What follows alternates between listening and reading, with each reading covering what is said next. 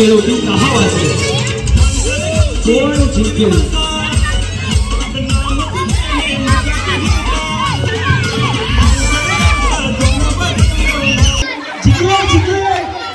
अरे बाबा लाडकी वहिनी आमची ती साधक आता कुठे चालले?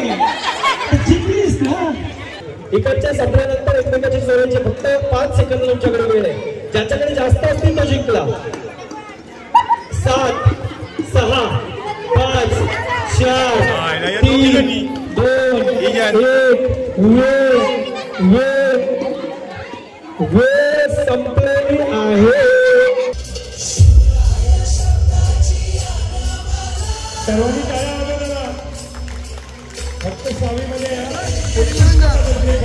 नमस्कार, मी सागर राजे. प्रभात पर्व न्यूजवर आपलं सर्वांचं स्वागत करतो. आज आपण धाणसर या गावामध्ये आहोत. सुप्रसिद्ध निवेदक विवेक पोरजी यांचं हे गाव.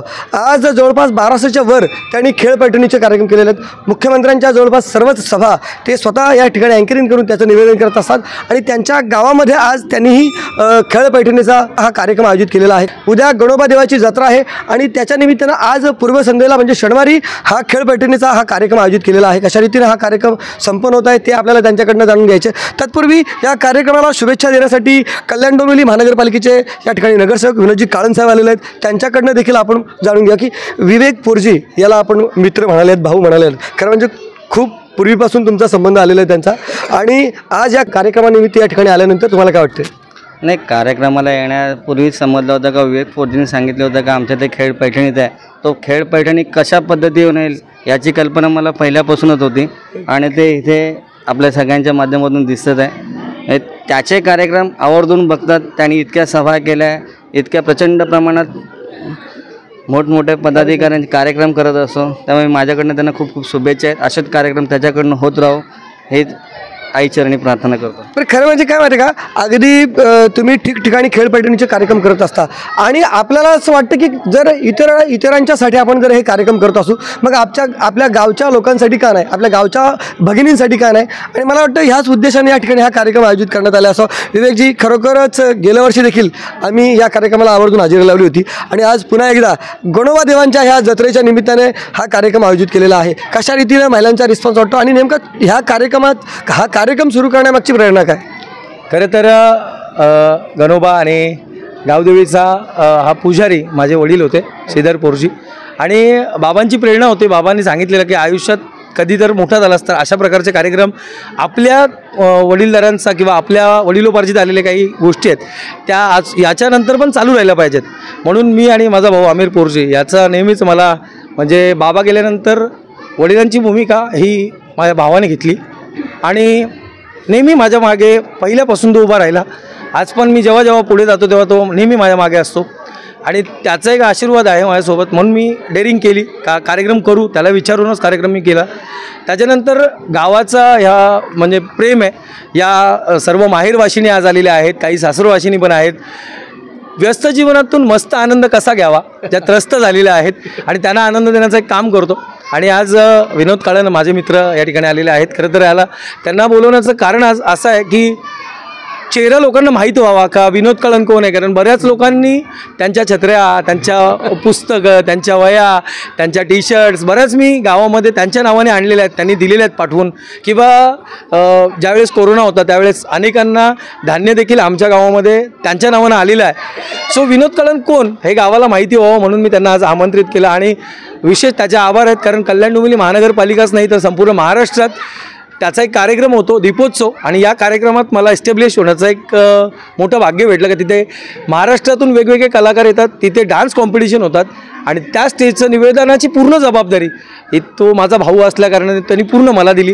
काय तुझ्या पद्धतीने तू कर, एवढा अधिकारानं सांगणारा माणूस आज तरी मी बघितला नव्हता, आपल्याला भेटत नाही.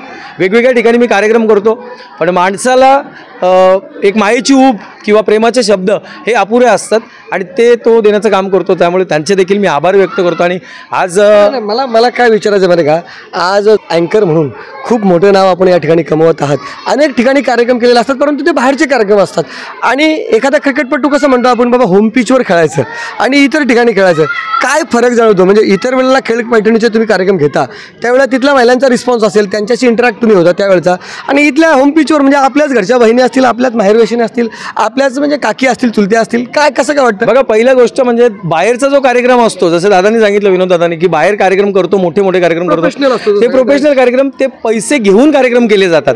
आणि हा कार्यक्रम असा आहे खर्च करून की हा स्वतःचा, मी स्वतः आयोजक असल्या कारणाने किंवा ग्रामस्थ मंडळ, डान्सर आणि माझा मोठा भाऊ, आम्ही स्वतः आयोजक आहोत इथे.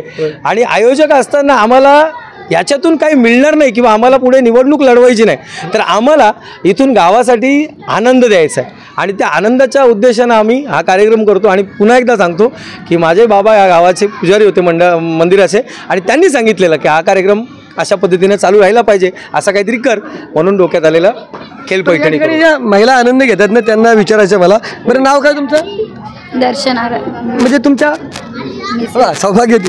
बरं, काय म्हणजे एकीकडे म्हणजे आपला नवरा या क्षेत्रात आहे आणि गावासाठी देखील अशा पद्धतीने कार्यक्रम आयोजित करतो, कसं काय वाटतं? खूप आनंद वाटतं, पूर्ण गावासाठी एवढे मेहनत घेतात, खूप आनंद वाटतं. नाव काय तुमचं? रवीना. बरं, हा खेळ पैठणीचा गावात झालेला म्हणजे कदाचित बऱ्याच वेळेला तुम्ही टीव्हीवर पाहिलेला असेल. म्हणजे भाऊजी, महाराष्ट्राचे प्रसिद्ध भाऊजी, ते अशा पद्धतीने कार्यक्रम करत असतात आणि विवेक देखील त्याच तोडीने हे कार्यक्रम या ठिकाणी करतो. तर इथला कार्यक्रम करताना कसा काय आनंद वाटतो? खूप चांगला वाटतो. पहिल्यांदाच मी फर्स्ट आले, गेल्या वर्षी नव्हतो आलतो, पण यंदा छान वाटतो. बरं, तुमचं नाव काय? नेहा सहयोग पोरजी. बरं, हा कार्यक्रम मी मगाशीच बोललो की टीव्हीवर पाहिलेला असतो बऱ्याच महिलांनी खेळ पैठणीचा कार्यक्रम. आदेश बांदेकर जे भाऊजी महाराष्ट्राचे लाडके आहेत ते करतात आणि मग इथे आमचा विवेक पोरजी हे मित्र आहेत माझे देखील, ते करतात. काय फरक वाटतो का? खास तो आम्ही ह्याच्यामध्ये इन्वॉल्ड होतो, हे आमच्यासाठी मोठं आहे. आणि मेन हा कार्यक्रमामुळे माहेरवासीन व सासरवासीन एकत्र येऊन आपल्या व्यस्त जीवनामधून एकत्र एन्जॉय करतायत. रात्रीचे 11 वाजले तरी आम्ही एन्जॉय करतोय, हीच मोठी गोष्ट आहे. बरं, आपलं नाव काय? माझं नाव निर्मला जितेंद्र पाटील. मी या गावची लेक, मी ह्याची बहीण, आणि मला खूप अभिमान आहे ह्याचा की हा अशा प्रकारे शोज करतो. आणि ते तुमच्यासाठी करतो आता इथे? हो, आता आमच्यासाठी करतो. तर अशा पद्धतीने गणोबा देवाची ही जत्रा उद्या संपन्न होणार आहे रविवारी, आणि त्याच्या पूर्वसंध्येला हा खेळ पैठणीचा कार्यक्रम आज या ठिकाणी आयोजित केलेला आहे. खूप छान असा कार्यक्रम आहे.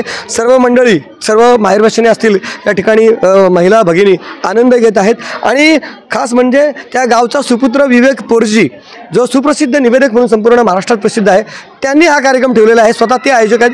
तुम्हाला काय वाटतं हे कार्यक्रम पाहिल्यानंतर? त्याविषयीची तुमची प्रतिक्रिया देखील अवश्य नोंदवा. व्हिडिओ जर्नलिस्ट यासिन खानसह सागर राजे, प्रभात पर्व न्यूज करता डान्सर. धन्यवाद.